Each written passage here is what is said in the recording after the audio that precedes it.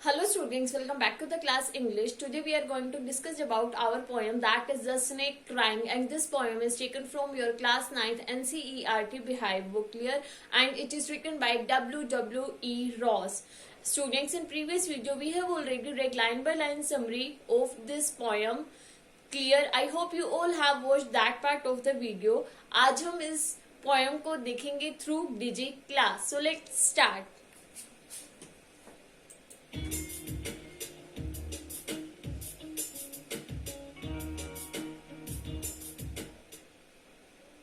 Look at this image of a fox. What comes to your mind when you see a fox? आप इस focus की image को देखो. जब आप इस फोक्स की इमेज को देखते हो तो आपके माइंड में क्या आता है? Foxes are often considered sly and cunning. Foxes को मोस्टली कंसीडर किया जाता है. जो फोक्सेस होती है वो स्लाई होती हैं और कनिंग यानी कि बहुत ही ज्यादा चालाक होती हैं. Has to do with folklores and fables that depicted foxes in negative shades. ये परसेप्शन जो है The idiom as cunning as ये परसेप्शन जो है दैट फोक्स आर कनिंग, ये कहाँ से आई? क्योंकि हमने जो है इतनी सारी फोक टेल्स सुन रखी हैं, स्टोरीज सुन रखी हैं, ठीक है, about the folks. That's why we perceived that the fox are sly and cunning. The fox has etched this negative perception into our minds permanently. For example, the idiom as cunning as a fox. Clear? चालाक किसकी तरह होना चाहिए? Fox की तरह. As cunning as a fox जो ये idiom है has etched this negative perception into our minds permanently. ये जो idiom है as fox as cunning, ठीक है, as cunning as a fox, ये idiom ही है जो हमारे माइंड में जो है ये नेगेटिव परसेप्शन जो है परमानेंटली लेकर के आता है. In reality, however, foxes are like any other carnivorous animals. Real में देखा जाए तो फोक्सेस जो होती हैं वो दूसरे कार्निवर्स एनिमल्स की तरह ही होती हैं. Clear? Their hunting and eating habits are crucial to the ecological balance. उनकी क्या हैबिट होती है? किसी को हंट करके खाना, ठीक है, वो जो है हंट करती हैं, शिकार करती हैं और फिर अपना जो है खाना ढूंढती हैं.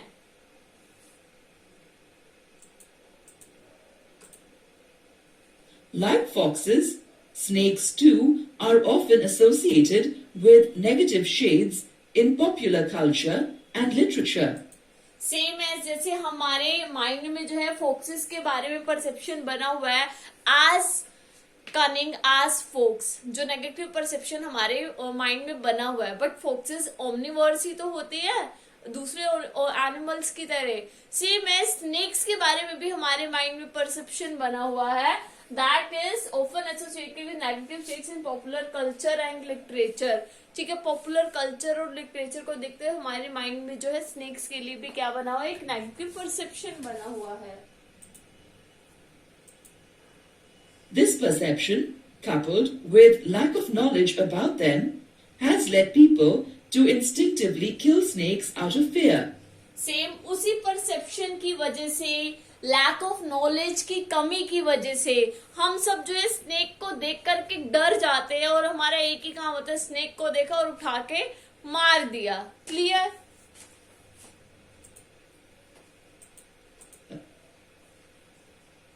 Let's analyze the poem The Snake Trying, which depicts snakes in a different light. अब इस पोयम को देखो, एनालाइज करो. जो द स्नेक ट्राइंग जो पोयम है which depict snakes in a different light, जिसने डिपिक्ट किया है कि सारे स्नेक जो है हार्मफुल नहीं होते. आपकी पोयम में जो ग्रीन कलर का स्नेक है, पोएट ने बोला कि वो बिल्कुल भी हार्म नहीं है, इवन वो बच्चों तक को भी हार्म नहीं करता. ठीक है, इसमें जो स्नेक है वो खुद ही एक विक्टिम बना हुआ है.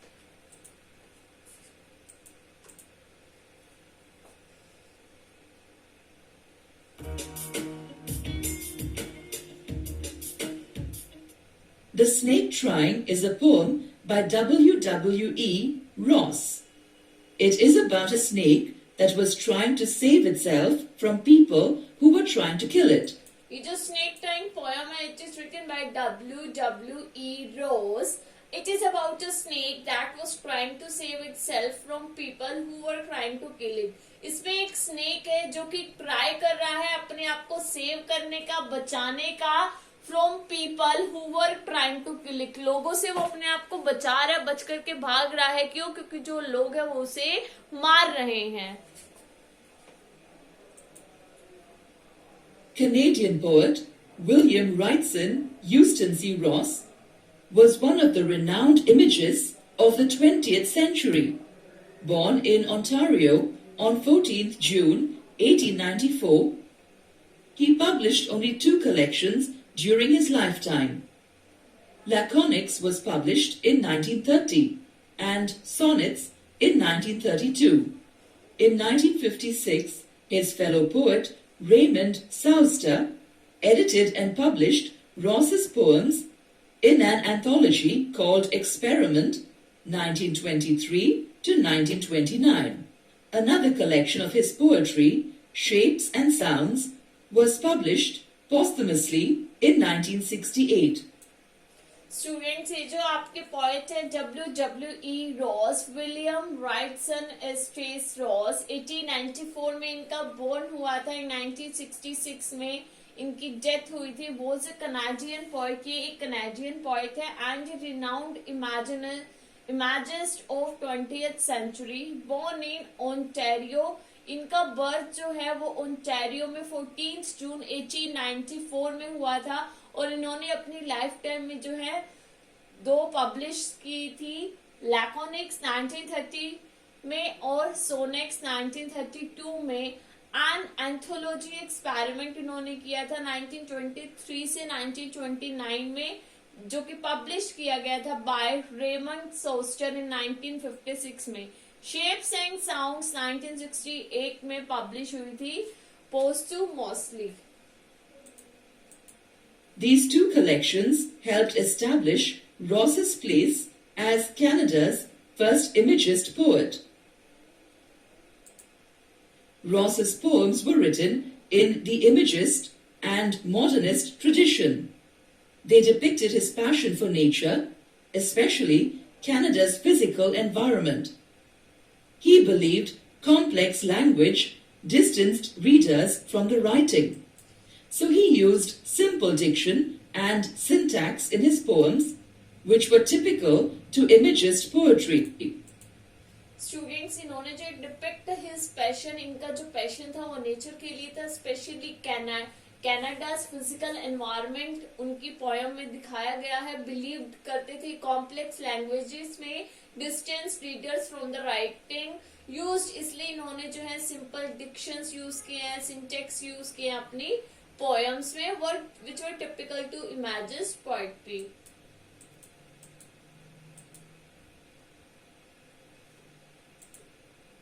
In this poem, Ross depicts the snake as a beautiful and graceful victim. इसमें जो है रोस ने जो है डिपिक्ट किया है स्नेक को ब्यूटीफुल और ग्रेसफुल विक्टिम की तरह. He describes how the snake glides through the waterway to escape the blows of people. इसमें बताया गया है कि डिस्क्राइब किया गया स्नेक्स जो है कैसे ग्लाइड करता है वाटरवे के थ्रू अपने आप को बचाने के लिए, the blows of the people, लोगों से बचाने के लिए. The poet is sympathetic towards the snake and tells people to let it go.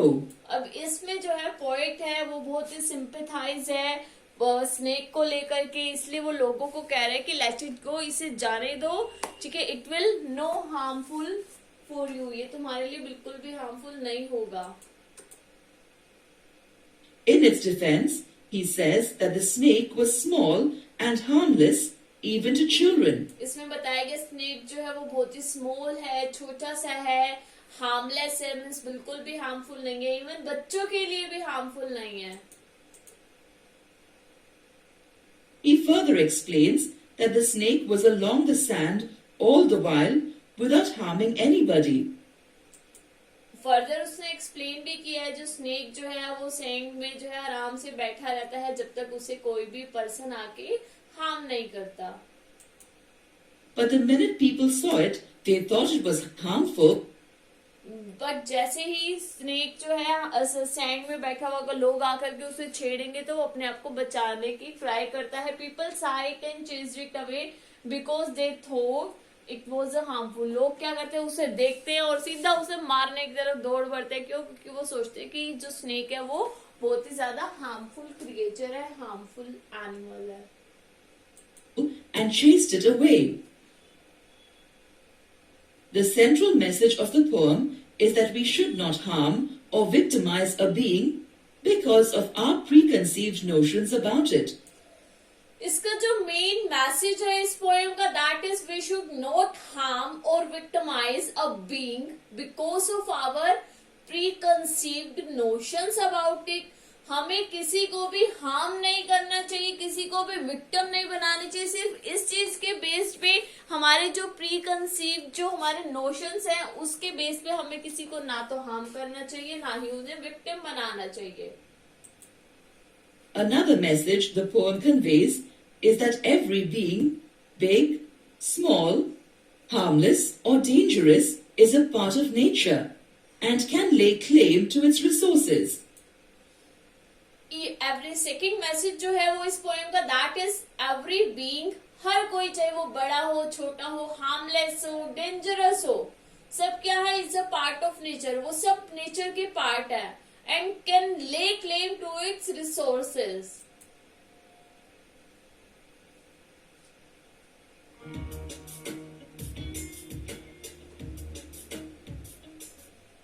Now read the poem The Snake Trying from your textbook and answer the questions here to check your comprehension of it. Students, we have already read line by line summary of this poem. Clear? So now we will see some questions and give their answers. What was the snake trying? Best option we have to select. What was the snake trying to do? Snake क्या किस चीज के लिए try कर रहा है? He was trying to chase away people who were attacking him. He was trying to escape stick blows from people. He was trying to twist his body around his stick. ये भी नहीं है, वो stick के around body को twist भी नहीं कर रहा और ना ही वो he was trying to chase away people who were attacking him. He was trying to escape stick blows from people.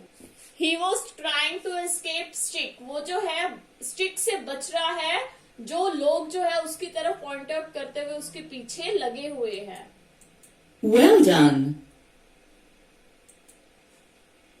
Select the best option. How was the snake trying to escape? Snake जो है कैसे बचने की कोशिश कर रहा था? With sudden curvings of his thin body, with slow constant movement of his body, with one quick movement of his body, with sudden curvings of his thin body. Well done. Select the best option. Long body, how beautiful. Identify the figure of speech. Onomatopoeia, metaphor, alliteration. That is alliteration. Well done. What does the snake do to escape the blows? Snake क्या कर रहा है बचने के लिए? He glides through the water. He slides into a burrow. He crawls up a tree. He glides through the water. Well done. Best option we have to select. What is the poet's appeal to the people attacking the snake? Poet की क्या appeal है लोगों से जब वो snake को attack कर रहे हैं? Let him hide in the reeds and then attack him. Let him come out of the reeds before you attack him. Let him go over the water into reeds. Well done. Best option we have to select. Oh, let him go over the water into the reeds to hide. What does the underlined word mean in this context? Tall grasses growing into dry region? No. Water or marsh plants with thick stems? Yes. Reeds का means होता है watery plants जो पानी के अंदर होते हैं with thick stems. Well done. We have to select select two best options. The poet tells people to let the snake go. Poet लोगों को कहता है कि snake को जाने दो. Which of the following reason does he give to stop people from attacking the snake? Poet ऐसा क्यों कहता है? इनमें से any two reason we have to select. He was hurt, he was small, he lived in water, he didn't hiss, he was harmless. तो वैसा क्यों कहता है? Because he was harmless. And second one is, and he was small. Well done. He vanishes in the ripples among the green slim reeds. What do these lines tell you about the snake? He was land snake, he was water snake, he was a tree snake among green slim reeds. That he was. Reeds का हमने अभी देखा कि जो watery plants होते हैं, that he was a water snake. Well done. Clear?